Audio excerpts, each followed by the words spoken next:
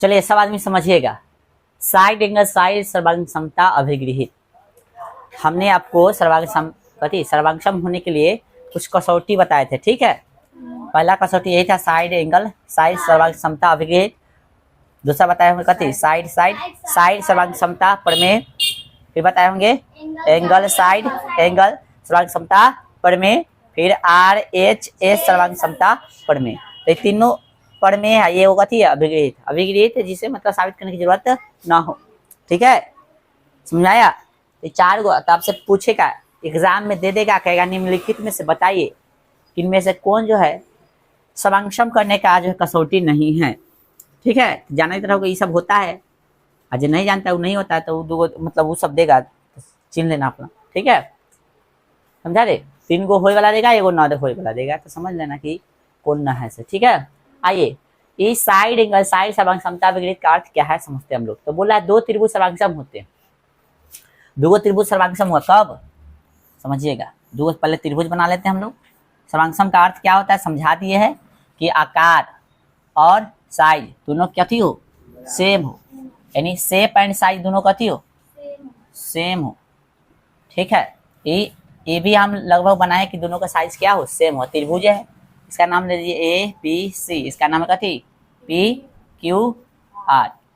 जो कह रहा है उसको समझने की कोशिश कीजिए। कह रहा है 2 त्रिभुज सर्वांगसम होते हैं यदि और केवल यदि एक त्रिभुज की 2 भुजाएं, एक त्रिभुज की कथी 2 भुजाएं तथा उनके अंतर्गत कोण दूसरे त्रिभुज की, यानी इसका 2 भुजा लेना है, कोई 2 भुजा लीजिए। एक त्रिभुज की कथी बोल रहा है 2 त्रिभुज सर्वांगसम होते हैं यदि और केवल यदि एक त्रिभुज की 2 भुजाएं तथा उनके अंतर्गत कोण, यानी 2 को भुजा लेना है, जो 2 को भुजा लेगा उसका बीच वाला कोण, अंतर्गत मतलब बीच वाला कोण।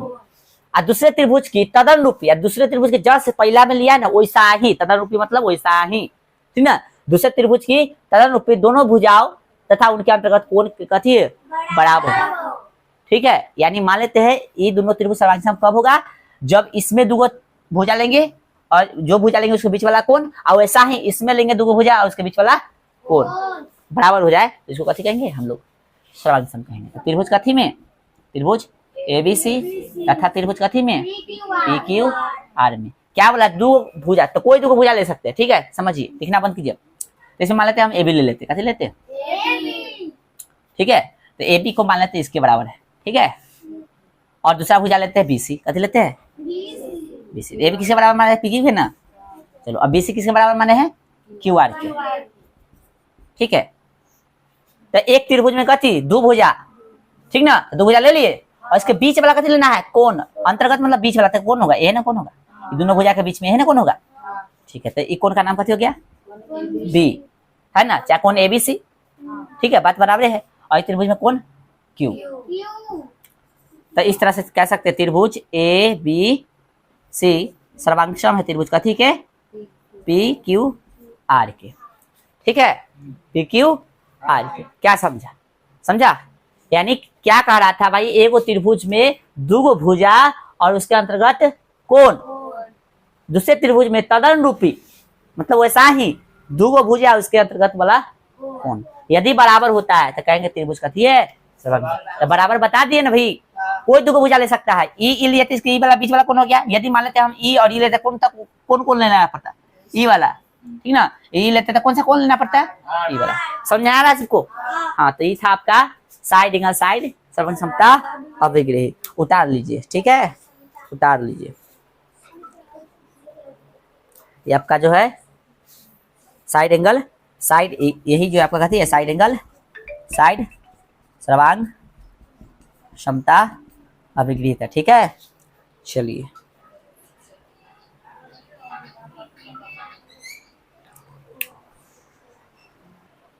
चलिए सर्वांग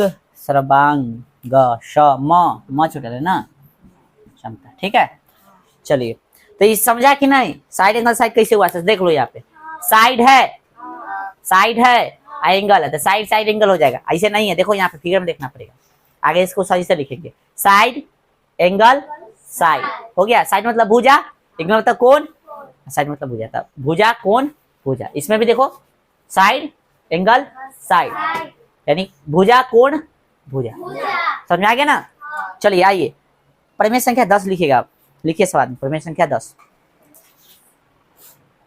ये इसका जो है साधारण प्रतिज्ञा है, ठीक है ना।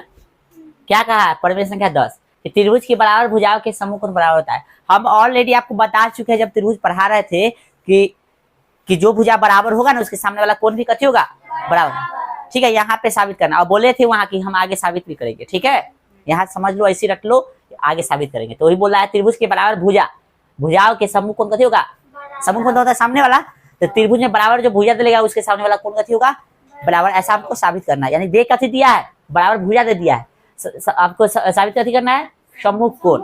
जो भुजा बराबर दे उसके सामने वाला कोण कथी होगा, बराबर होगा, ऐसा आपको साबित करना है। ठीक है, फिर दुगो त्रिभुज बनाएंगे हम लोग। ठीक है, कथी बनाएंगे, दुगो त्रिभुज, दोनों सेम होना चाहिए, A B C P Q R. ठीक है, दिले क्या है लिखेंगे, दिया है कि ए बी सी तथा कथी पी क्यू आर, दो कथी है, त्रिभुज है ना, जिसमें है, जिसमें जिसमें जिसमें जिसमें जिसमें लिखेगा दो भुजा कथी दे दिया आपको, बराबर। तब मान लेते हैं इसमें कथी दे दिया, ए बी इसके बराबर कथी के, पी क्यू के। ठीक है, ए बी किसके बराबर है, पी क्यू के, और बी सी किसके बराबर है, क्यू आर के, है ना। तो कथी करना है, तो सिद्ध करना है, कथी करना है, सिद्ध करना है, तो सिद्ध करना है, तो सिद्ध करना है, कथी सिद्ध करना है आपको, इसका सम्मुख कोण, कथी सम्मुख कोण बराबर। हाँ, जो भुजा बराबर उसका, अरे सॉरी दुगो ना भुजा दिले है बराबर, त्रिभुज के बराबर भुजाओं के सम्मुख कोण कथी होता है, बराबर होता है। तो बराबर भुजाओं के, तो मान ले कि ई वाला भुजा जो है, दुगो नहीं लेना है, ठीक है, एक को लीजिए, ई वाला भुजा जो है इसके बराबर है। ठीक है, ये वाला भुजा किसके बराबर है, इसके बराबर, दुगो लिया गया, सॉरी। तो ए बी बराबर कथी हो गया, पी क्यू। ठीक है, तो ये दोनों आपको बराबर दे दिया है, तो बराबर भुजा के कोण भी कथी होगा, बराबर होगा, ऐसा आपको साबित कर देना है। तो इसके सामने वाला कौन सा कोण हो जाएगा, ये हो जाएगा आए, और इसके सामने कौन हो जाएगा, ये हो जाएगा, बोलिए हो जाएगा कि नहीं। अच्छा बोलिए, कोई दिक्कत, चलिए तो सिद्ध करना लिखिए, कौन सी बराबर कथी, कौन आर। कोई दिक्कत, कोई भी भुजा ले सकता है, जरूरी नहीं कि ए लेंगे, जरूरी नहीं है। ठीक है ना, ई ले भुजा, ई ले बता दो, ये भी ले सकते हैं, कोई दिक्कत नहीं है, कोई भी ले सकते हैं। ठीक है ना, चलिए लिखो तो इतना।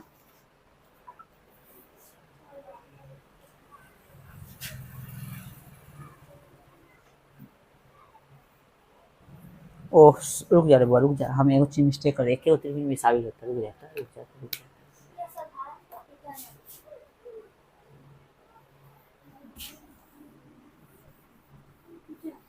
रुक जाओ, एक त्रिभुज में साबित हो जाएगा ये।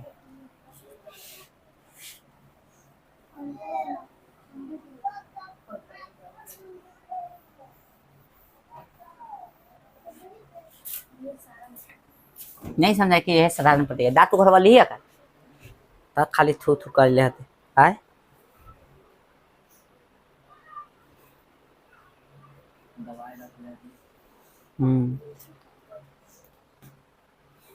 अब हम लोग लिखेंगे दिया है, कैसे लिखेंगे, दिया है, यही साधारण प्रतिज्ञा है। ठीक है ना, तो क्या दे देता, त्रिभुज की बराबर भुजाओं के सम्मुख कोण कैसे होता है, बराबर होता है। तो एगो हम लोग त्रिभुज बना लेंगे।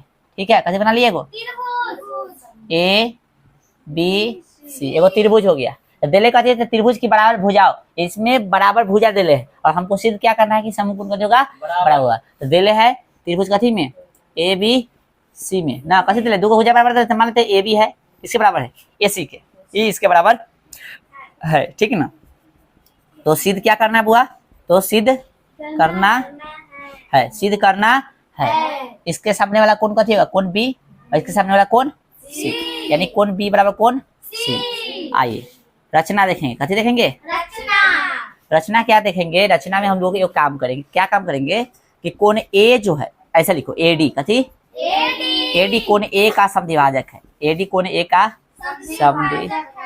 समद्विभाजक खींचे खींचे, है ना, यानी ये वो समद्विभाजक हम लोग खींचेंगे यहाँ से, ये रचना है, ठीक है, रचना है तो डॉट से करना पड़ेगा, यानी ए को कथी कर रहा है, 2 बराबर भाग में बांट रहा है, कौन, एडी, तो समद्विभाजक होगा ना। आइए प्रमाण में देखिए, कथी में, प्रमाण, त्रिभुज, 2 त्रिभुज बन रहा है, एबीडी तथा त्रिभुज एसीडी में, है ना, एबीडी एगो त्रिभुज हो गया, एगो त्रिभुज एसीडी यानी एगो ही हो गया, समझ में आया कुछ हो? आपको गौर से देखिए, ए बी इसमें दिले है, ए बी बरोबर ए सी दिया है, दिले है कि ना, दिले ना रे, ना दिले, देखो यहाँ पे प्रश्न में दे दिया है। चलो साथ में गौर से देखेगा कि चूंकि कोण ए जो है, कोण ए,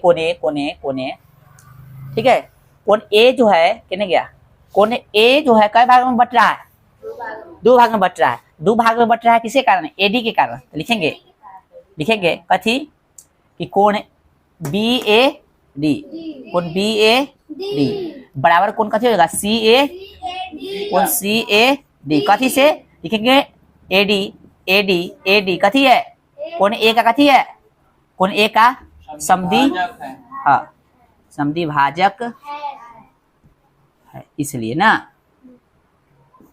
चलिए अब गौर से देखिए, और कुछ बचल है,